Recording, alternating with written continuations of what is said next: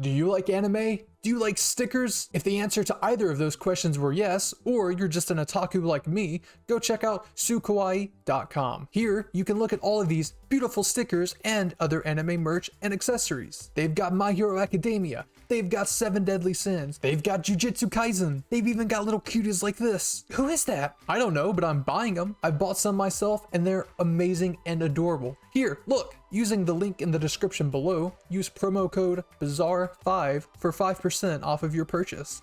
That's promo code BAZAAR5 for 5% off of your purchase. I mean, seriously, look how cute!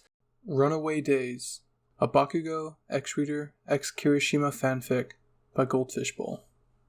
You slid easily down the cold, wet wall of stone, using the water to your advantage as you landed, forcing yourself up to your feet to catch yourself before running into the village. Your hood was pulled over your head to hide yourself of looking like royalty. Not that a hood could help hide your good looks or anything. Your boots trudged through the mud, pants clinging to your legs in the rain. You wore a white long-sleeve shirt with a green corset vest. The royal crest on the necktie of your hood was ripped off and thrown into the mud. You weren't gonna lie. You had daddy issues. Well, family issues, since your mother or siblings weren't very supportive either. Your father wanted to marry you off to the nearest dweeb of the next royal family so you could produce an heir. He could then become 10 times richer, and the immature boy of a prince would get laid.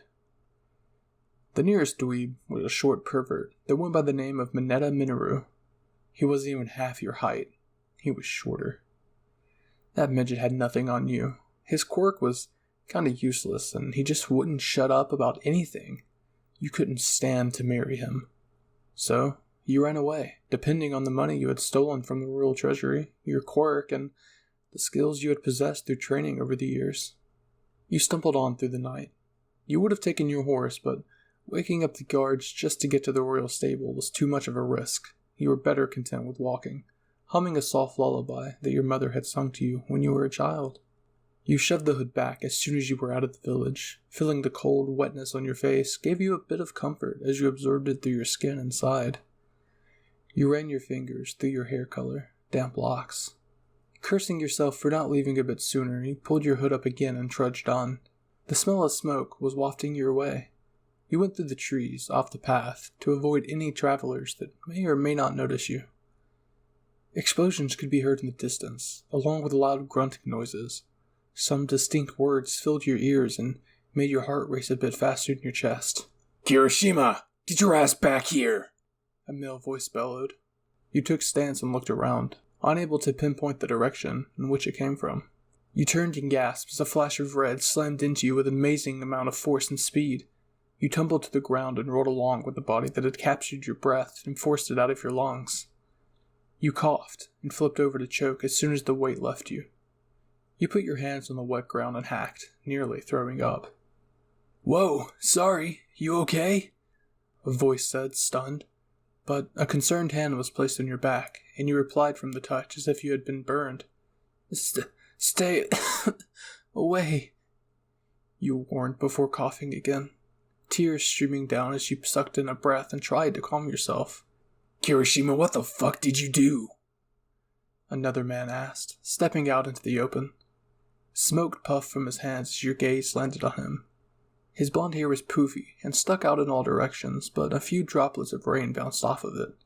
His gaze was crimson, angry, and all out annoyed. You looked at the other man, eyes also red, teeth sharp like a wolf, ruby red hair that also stuck out in all directions. "I didn't do anything," the one called Kirishima answered back harshly, looking at his companion with daggers in his glaze. The blonde rolled his eyes and scoffed before kneeling next to him and reaching out to you. You flinched back again and sneered at him. "Don't," you growled. He pulled back and looked to Kirishima, before back at you. "Fine, be a fucking bitch. I was just trying to help," he yelled in annoyance, clicking his tongue before standing. "Let's go, shitty hair," the blonde muttered, pushing the redhead's shoulder and making him fall on his hip.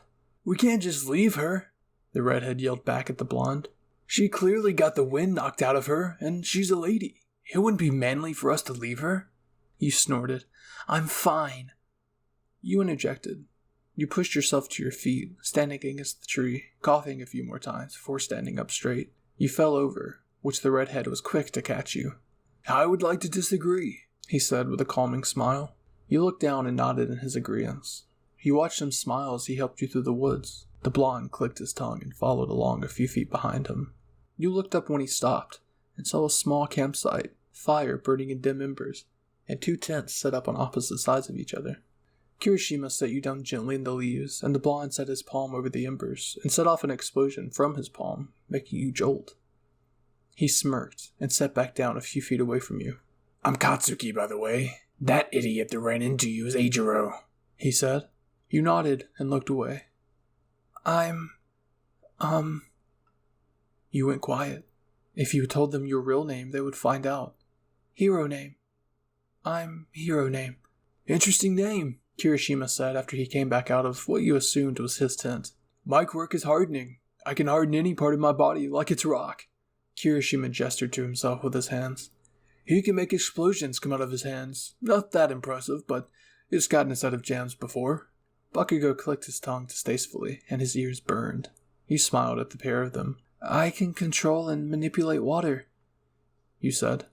And I can absorb it through my skin and store it up to use later. You finished. Kirishima seemed to be enthralled by you, while Bakugou could only look at you with red, inquiring eyes, curiously. You blushed at their stares and looked away. Well, what brings you to this neck of the woods, then? Bakugou asked, head tilting slightly, making his blonde hair bounce with fluffy ease. Yeah, traveling from the village near here? Kirishima joined in. Oh, well, you looked up at the sky. It was nearly noon. You had sat with him all morning, just joking and talking. I'm actually on the run? You said, though you said it more of a question. Whoa, are you like a villain? Life of crime? Both asked, eyes narrowing and leaning forward. What? No, that's the last thing I ever want to be, you said, assuring them. They relaxed again. I ran away from home, you finished. They snapped their heads to you as you looked down. Twisting your hands nervously, you sighed. How come? Kirishima asked.